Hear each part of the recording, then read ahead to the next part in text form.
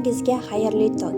Bugun biz tirik organizmlarning eng kichik birligi deb ta'riflash mumkin bo'lgan hujayra haqida gaplashamiz. Hujayra prokariot yoki evkariot bo'lishi mumkin. Yer sayyoramiz paydo bo'lgan eng birinchi hujayralar prokariotlar bo'lgan, ya'ni asosan bakteriyalar. Prokariot so'zi yadrodan oldin degan ma'noni anglatadi. Pro oldin, karion yadro. Bu nomdan ko'rinib turibdiki, bunday hujayralar yadro membranasi bo'lmagan va ularning genetik materiali sitoplazmada ichida tarqoq holda joylashgan. Bu turdagi hujayralar vaqt o'tishi bilan ko'plab o'zgarishlarga uchrab, evkariot hujayralarga evolyutsiyalashgan. Evkariot hujayralar esa hayvonlar, o'simlik va zamburug'larni tashkil etadi. Prokariot hujayralarni ushbu kanalda allaqachon joylangan prokariot hujayralar nomli video orqali chuqurroq o'rganishingiz mumkin.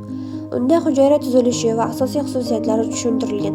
Hozircha esa prokariot hujayralarning yadroga ega bo'lmagan, bir hujayrali organizmlar tashkil etuvchi va mitoz orqali ko'payadigan hujayralar deb juda soddalashtirib aytishimiz mumkin.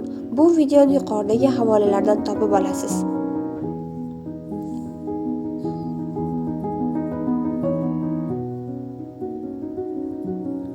Endi esa evkariot hujayralar haqida batafsil ko'rib chiqamiz. Evkariot hujayralar hayvon hujayralari va o'simlik hujayralariga bo'linadi. Bu ikki turdagi hujayra asosiy xususiyatlari jihatdan deyarli bir xil, ammo o'simlik hujayralarda hayvon hujayralarida bo'lmagan qo'shimcha tuzilmalar mavjud.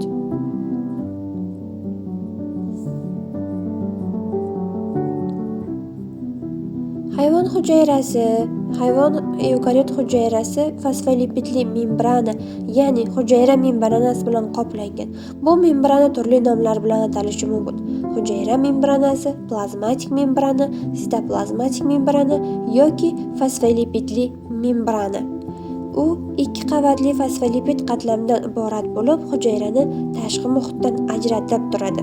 Keyingi muhim tuzilma yadro. Bu evkariot hujayraning asosiy belgisi hisoblanadi. Yadroda DNK, ya'ni organizm qanday rivojlanishini belgilovchi genetik ma'lumot saqlanadi. Hujayra membranasi ichida sitoplazma deb ataluvchi suv asosidagi jelga o'xshash modda mavjud. Sitoplazmada hujayraning barcha organoidlari joylashgan. Shuningdek, sitoplazmada sitoskelet ham bo'lib, u oqsillar tolalardan iborat va hujayraga shakl hamda harakat beradi.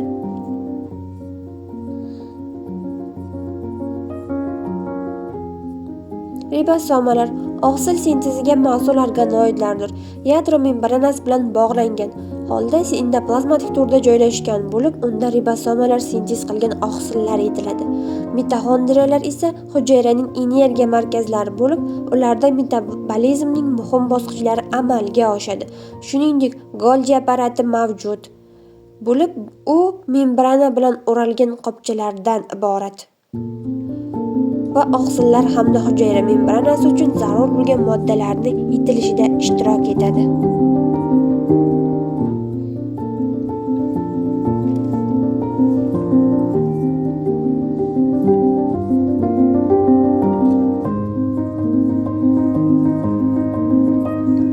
O'simlik hujayrasi.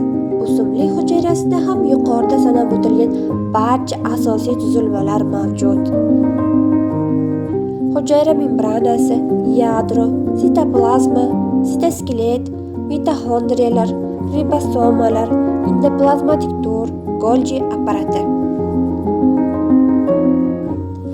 Ammo o'simlik hujayrasida hayvon hujayrasida bo'lmagan 3 ta muhim organoid mavjud.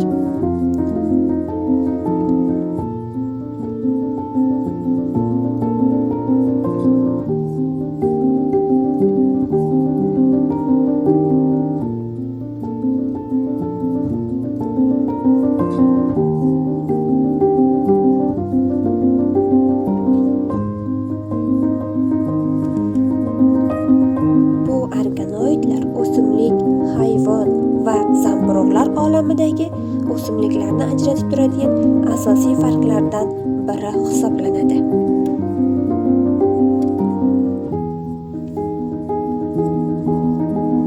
Birinchisi vakuola Vakuola asosan suv bilan to'ldirilgan yirik bo'shliq bo'lib, unda suvda eriydigan zaxira moddalar, masalan, vitaminlar va boshqa molekulalar saqlanadi. Ikkinchisi, xloroplast o'simlik hujayrasi fotosintez jarayonini amalga oshirish uchun xloroplastlarga ega bo'ladi. Bir hujayrada bir nechta xloroplast bo'lib, ular quyosh nuri yordamida energiya hosil qiladi. Uchinchi farqli tuzilma bu hujayra devori. Hujayra membranasining ustida sellyulozadan tashkil topgan qo'shimcha qatlam mavjud. Sellyuloza bu uglevod tabiatli polimer bo'lib, hujayra mustahkamlik beradi va himoya qiladi. Bu o'simliklarning harakatsizligi va skeletga ega emasligi bilan bog'liq bo'lib, ularga qattiq tayanch zarur. Odatda evkariot hujayralar prokaryot hujayralardan taxminan 10 baravar katta bo'ladi. Evkariot hujayralarning asosiy farqi ichki tuzilishining kuchli bo'linmalarga ega bo'lishi. Eng muhim bo'linma esa albatta yadrodir.